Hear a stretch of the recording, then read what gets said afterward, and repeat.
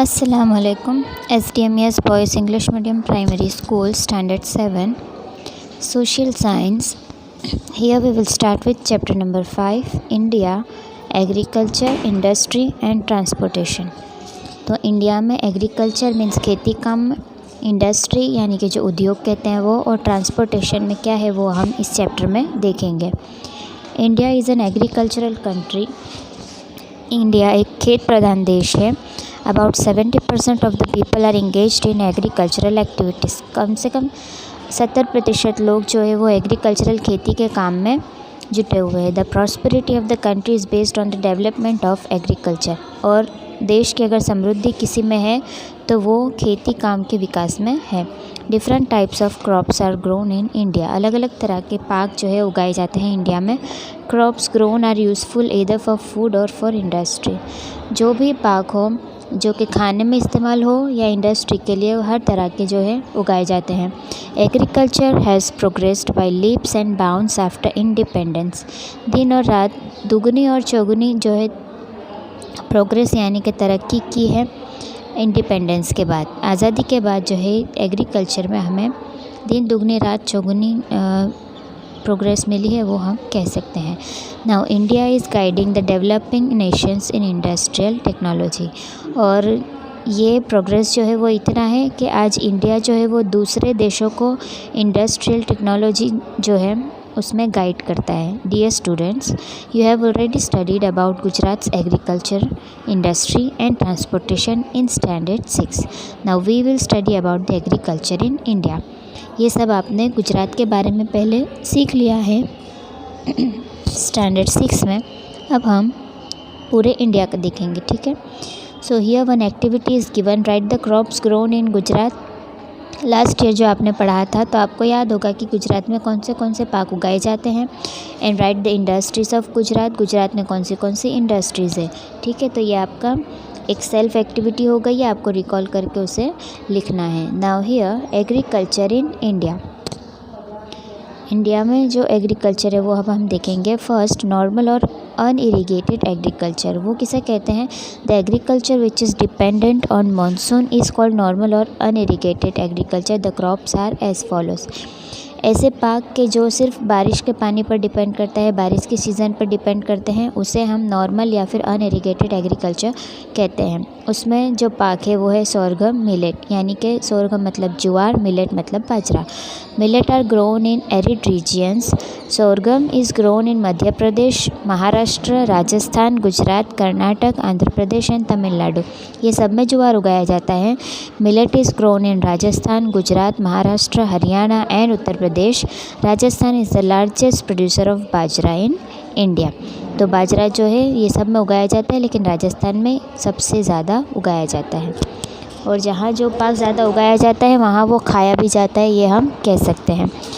In this map you can see symbols are given and हम इस map में देख सकते हैं जहाँ जहाँ पे जो सिंबल है वहाँ पे वो पाक उगाया जाता है, वो हम कह सकते हैं, ठीक है। So you can see it clearly,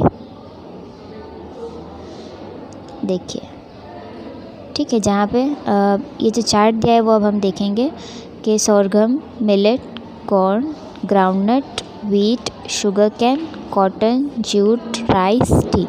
sorghum ज्वार, मिलेट बाजरा, कॉर्न मकई, ग्राउंडनट यानी कि जो सिंग तेल जो होता है, सींग होती है वो, ठीक है, मूंगफली जिसे कहते हैं। उसके बाद है वीट, गेहूँ, शुगर कैन यानी कि गन्ना, शेरडी, कॉटन मतलब कपास, जूट मतलब जिससे जो बोरी बनाई जाती है ना वो वाला मटेरियल, ठीक है, फाइबर कहते हैं।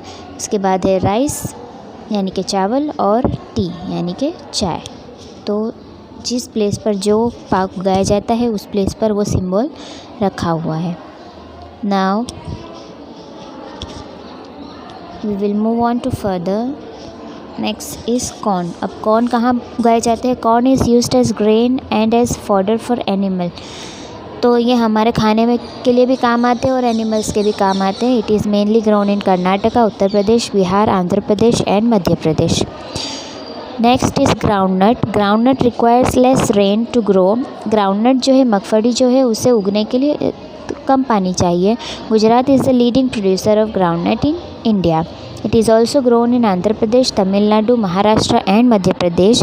तो सबसे ज़्यादा जो है गुजरात में उगाया जाता है। 50% of the edible oil is extracted from groundnut. तो जो सिंग तेल होता है ना, वो ये सारे पाक में से 50% जो है वो सिर्फ सिंग तेल बनाने में ही उपयोग होता है। Now dry farming. तो पहले हमने जो देखा अनइरिगेटेड यानी कि जो सिर्फ बारिश पर डिपेंड है। अब देखेंगे हम second is dry farming. During the monsoon season water is collected in low lying areas. जो नीचे वाले एरियाज़ होते हैं उसमें मानसून सीज़न में जो है पानी इकट्ठा कर लिया जाता है। Dry farming is practised in such areas. Wheat grows well in such areas. तो जो बारिश का जो पानी है वो जो इकट्ठा कर लिया जाता है, उसके बाद जो खेती की जाती है उस इकट्ठे किए हुए पानी पर उसे ड्राई फार्मिंग कहते हैं, जो कि ज़मीन में पहले से इकट्ठा किया हुआ होता है। ठीक है, सो वहाँ पर जो है वीट यानी कि गेहूँ का पाक बहुत अच्छे से उगता है। Third is irrigation farming. The land where the farming is done through irrigation means wells, lakes, canals etcetera is called an irrigation farming. जहाँ पर नेचुरल जो बारिश का पानी आता है वो नहीं, बल्कि कुएँ बनाकर, तालाब बनाकर या फिर कैनाल्स बनाकर पानी पहुँचाया जाता है, और इस तरह से जो खेती की जाती है उसे इरिगेशन फार्मिंग कहते हैं। In India on 30% of land irrigation farming is carried out. तो इंडिया में 30% ज़मीन जो है उस पर इरिगेशन फार्मिंग किया जाता है। Now here sugar cane. India is the leading producer of sugar can in the world. पूरी दुनिया में इंडिया में सबसे ज़्यादा शुगर कैन प्रोड्यूस किया जाता है। Hot and humid climate is favourable for sugar cane. तो गर्म और थोड़ी हूफ हो जिसके अंदर गर्मावा हो, वैसा क्लाइमेट जो है वो शुगर कैन के लिए फेवरेबल है। Sugar cane is grown in Punjab, Gujarat, Uttar Pradesh, Andhra Pradesh, Maharashtra, Haryana and Tamil Nadu. Cotton means कपास। Cotton crop takes 6 to 8 months to get ready. तो कॉटन का जो पाक है उसे रेडी होने में 6 से 8 महीने लगते हैं। The sky should be clear when it is harvested. जब उसे बोया जाए, जब उसकी खेती की जाए, तब जो आसमान है वो बहुत क्लियर होना चाहिए। It is mainly grown in Gujarat, Maharashtra, Andhra Pradesh, Haryana and Punjab. Now jute. Jute crop takes 8 to 10 months to get ready. Jute के पाक को 8 से 10 महीने लगते हैं। The harvested stems of the jute fibre is first tied together and soaked in water to soften. तो fibre की जो स्टेम्स होती है, जो बीच की लकड़ी जिसे कहते हैं ना, तो वो जो होता है उसे टाइटली बांध दिया जाता है और उसे ज़मीन में ऐसा खड़ा ही बो दिया जाता है। ठीक है, पानी में नरम कर दिया जाता है। The fibres are then stripped from the stalks in long stand and washed in clear running water. और उसके बाद उसे छुटा करके बहते हुए पानी में धोया जाता है। Then they are hung up और spread on thatched roofs to dry. और उसके बाद ऊपर छत पर फैला दिया जाता है सुखाने के लिए। Jute is grown in waste Bengal, Assam, Bihar and Orissa. Now paddy. Paddy क्या कहते हैं, जो कि पूरा जो धान होता है ना, राइस, जो कि अभी उसके कवर में से निकाला नहीं हो, ठीक है, छूटा नहीं किया हो, उसे पैडी कहते हैं। Paddy is an important crop of India. तो चावल जो है वो हमारा इंडिया का सबसे इम्पॉर्टेंट क्रॉप है। It is the staple diet of most of the Indians. खाने में हमारे चावल तो होता ही है। It is grown in waste Bengal, Bihar, Punjab, Assam, Madhya Pradesh, Orissa, Kerala, Tamil Nadu and Gujarat. तो ये सब जगह पे राइस की खेती की जाती है। Next is plantations. तो प्लांटेशन करके भी जो है खेती की जाती है। When certain crops are grown in the garden method and taken care of as garden, it is called as plantation. कुछ चीज़ें, कुछ बीज जो कि बोए जाते हो, पूरी अच्छी जगह लेकर उस पर बोए जाते हो और फिर उसकी एज अ गार्डन केयर की जाती हो, ठीक है, तो उस तरह से जो खेती की जाती है उसे प्लांटेशन कहते हैं। It includes T, coffee, fruit orchids, vegetables, coconut palms etcetera. तो ये सारा जो है वो इस तरह से किया जाता है। चाय, कॉफ़ी, ठीक है, कुछ फ्रूट्स है, वेजिटेबल्स है, कोकोनट, ये सारा जो है इस तरह से प्लांटेशन करके उगाया जाता है। Now tea is grown on the slopes of mountains where the forests are cleared. तो जब जंगल क्लियर हो तब माउंटेन्स के जो स्लॉप होते हैं, जो ढलान वाला हिस्सा होता है, वहाँ पर चाय उगाया जाता है। Water logging near the roots of the tea plants is harmful for the plantation. अगर पानी बहुत सारा भर जाए तो वो चाय के प्लांट के जो रूट होते हैं उसके लिए बहुत हानिकारक होता है, इसलिए वहाँ पर पानी ज़्यादा जमा नहीं होना चाहिए। That is why it is grown on mountain slopes, इसलिए वो ढलते हुए हिस्से पर उगाया जाता है, जिससे कि जितना ज़रूरी पानी है वो ले लिया जाए और बाकी का फिर नीचे उतर जाए। Assam produces maximum tea. Besides Assam, tea is produced in waste Bengal, Kerala, Karnataka and Tamil Nadu. तो ये सारी जगह पे टी जो है उगाया जाता है और सबसे ज़्यादा चाय आसाम प्रोड्यूस करता है।